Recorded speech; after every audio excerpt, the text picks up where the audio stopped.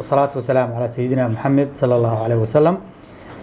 أدي أدبان إذا ما هتعلينا يا بحث ورباهنتا بدلان ولسه بقطع حفيز كي جمانتا وحيا مهن ساحة الصومالية هي ستي شركي طبناد أما كلن كي طبناد مدرسة قلالاسها يقارن دميس كصومالية waxaan maqlaynay muddo toddobaad hadda oo labadii bisha laga soo bilaabo inuu socday 6 bilood ee u dambeysayna la isku dayay in la isu keeno madaxda dawlad goboleedada Soomaaliya iyo dawladda federaalka iyo maamulka gobolka Banaadir inay kulan isugu yimaadaan tan iyo markii Xasan uu maartay xukunka yimi 2 sano iyo wax la jira ka hor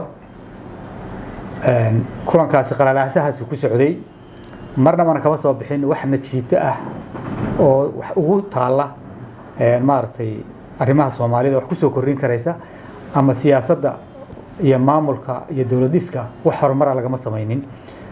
shirka soo la yimaado wala si kala fogaanayay waxyaabaha ugu yaabka badan waxa kamid ah madaxweynuhu sanadka bilowgiisii waxa uu laalay dastuurkii dalku lahaa oo kii dalka isku hayay oo waxa kaliya Soomaaliya heshiis ku tahay oo ahaa in baarlamaan la doorto oo stateska lagu soo baarlamaanka lagu soo doorto in la doorto madaxweyne in ra'iisul wasaare magacaabo ra'iisul wasaare dawlad soo dhiso wax heshiis lagu yahay inta oo kaliya jirtay intaana madaxweynuhu waa ka talaabsay dastuurkii buu tuuray wuxuu dhamaan ka qaaday awoodihii dastuuriga ahaa hay'adihii dastuuriga ahaa ee federaalka jiray waxa mabaadiisiisa ka mid noqotay oo soo hindisay oo keenay wax la yiraahdo waxaan keenayaa dalka inay ka hirgalaan laba xisbi madaxweyne iyo madaxweyne ku xigeen waxaan tuuri doonaa jagada ra'iisul wasaaraha ugu awood qaybsiga 1.5 lagu qaybsaday 4.5 lagu qaybsaday oo aan doorasho qof iyo cod loo gudbin oo aan laga gudbin inuu meesha ka saaro waa mabaadi keligii u gaaro cid la wadaagta aanay jirin waa qusac bilaad waxaan filayaa ibliis baa u waxyooday baan malaynayaa inuu saa sameeyo waayo wax wada tashiya iyo wax mabaadiya iyo wax sharciya iyo wax heer Soomaaliya midna kuma imanin wuxuu soo gudbay hadeer inuu yiraahdo waxaan meesha ka saarayaa dastuurkii dawladaha xubnaha ka dawladda federaalka ay lahaayeen baan meesha ka saarayaa oo dastuurka ku meel gaarka waxa ku qoran marka dastuurka la dhameystiro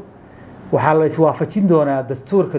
maartay ku meel gaarka la dhameystiray iyo dastuurada dawladaha federaalka maxaa dawlad goboleedyadu ay leeyihiin baa la iswaafajin doonaa oo afdid weyne loo qaadi doona saasa ku qoran maartay waxa Soomaaliya heshiis ku tahay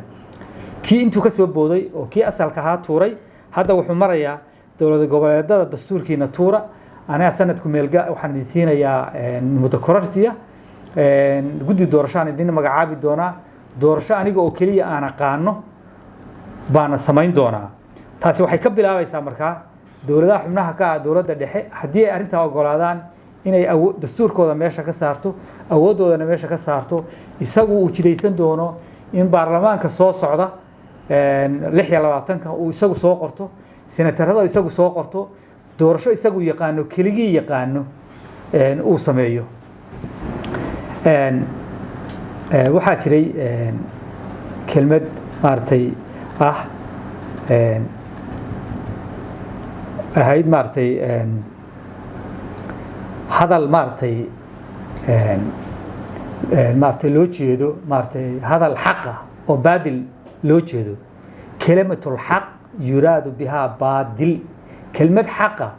oo hadana looga jeedo baadil in wax lagu xalaalaysto midlan doorasho qof iyo cod baan qabanayaa buu dadka ku beer la xawsada oo caamada ugu sheekeeya markaas ay durbaanka tumaan doorasho hal la qabto qof iyo cod Soomaali oo dhan way doonaysaa doorasho qof iyo cod la qabtee haabkeedii iyo shaqadeedii iyo nidaamkeedii iyo heshiiskeedii ma lahayaa waan siyaasadda laga heshiiyay Soomaha waan sharciga laga heshiiyay Soomaha waan ammaanka dalka loo diyaariyay Soomaha waxa soo dhan shaqo ka horeysa xasan wuxuu la soo taagan yahay doorasho qof iyo cod aan dalka u diyaarinaya dalkiisina ammaan diyaar ma aha heshiis siyaasadeed lagu moodo jiro maalintii shiru isugu yimaadaba waa la sii kala fogaanayaa waa lagu kala tegayaa aragtida uu keeno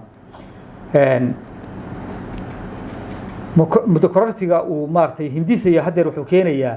inuu keeno doorasho keligii yaqaano oo keliya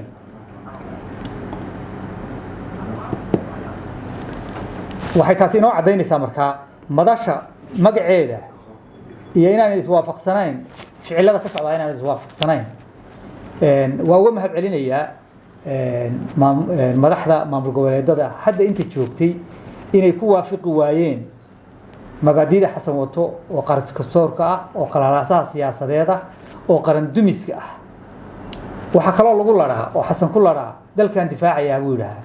dalka waxa lagu difaaci karaa dad midaysan siyaasad midaysan sharci midaysan baa lagu difaaci karaa laakiin dad kala tegay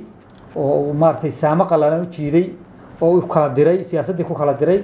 oo sharciga ku kala diray oo ciidamadii dalka uu dayac u laayay tan iyo markuu xukunka yimi ciidamadii tababaraayo dalka Uganda lagu soo tababaray oo Turki lagu soo tababaray oo Eritrea lagu soo tababaray maalin walba dayac ay cidla ugu dhimanayeen durbaankii uu tumay uu lahaa oo dadka ku beerlaxaysanaya al-shabaab baan la dagaalamaya iyo khawaarij laba dagaalamo ciidamada dalka baa ku baabaa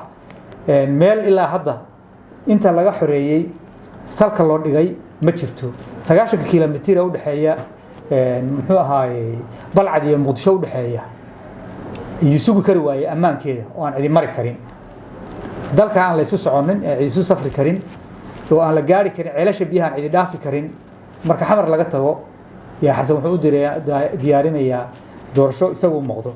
kaliya uu yaqaano oo cid la garanaysa aan jirin khudbadii xalay ra'iisul wasaaraha wajigiisa waxa ka muuqanaysay aad u daalan yahay waxa ka muuqanaysay in uu moral jabsan yahay waxaan soo xusuustaa muxuu ahaay hees Soomaali ahayd muxuu ahaay cakku ya hawla duun caaway ugu doorantay xageban cuskada soo ma ahayn marka ra'iisul wasaaruhu ama muxuu ahaay waadiga lalmanaya leexada ku sidatay laabtii lagu hasla waayay maxaa loo ray naftaadii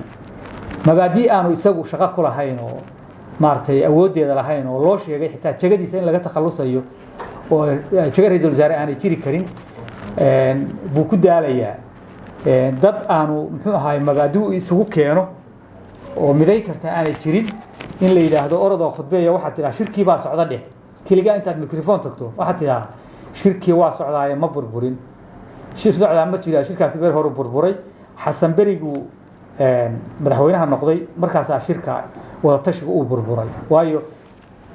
mabaadidii lagu wada socday iyo dastuurkii lagu wada socday iyo heshiiskii lagu wada socday oo la doonayay dastuurkana in la dhameystiro deganaansho siyaasadeedna la gaaro xasan meesha uu ka saaray qalaalasa siyaasadeed iyo qaran dumis buu keenay tiibayna ilaa iyo hadda ku socotaa waxaan rajaynayaa insha Allah hadda gidaarka la soo taabtay xasan iyo mabaadidiisii kali taliska ahayd gidaarkay soo taabatay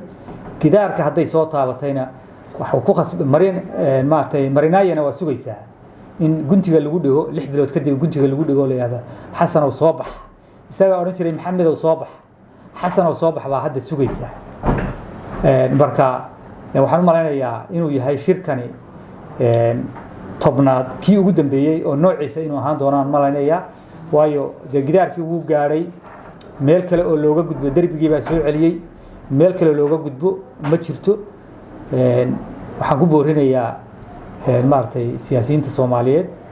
aqoonyahanka Soomaaliyeed wax garadka Soomaaliyeed in barnaamijkaasi waa dhamaaday intaanay gaarin dalkaas oo aan dawlad lahayn mudaharaadka xasanna ay dhamaatay in tashi fiican la isugu yimaado oo muxuu ahaayay laga tashado mustaqbalka iyo dawladnimada iyo dawlad iska Soomaaliyeed sidoo noqonayo aad iyo aad baad mahadsantihiin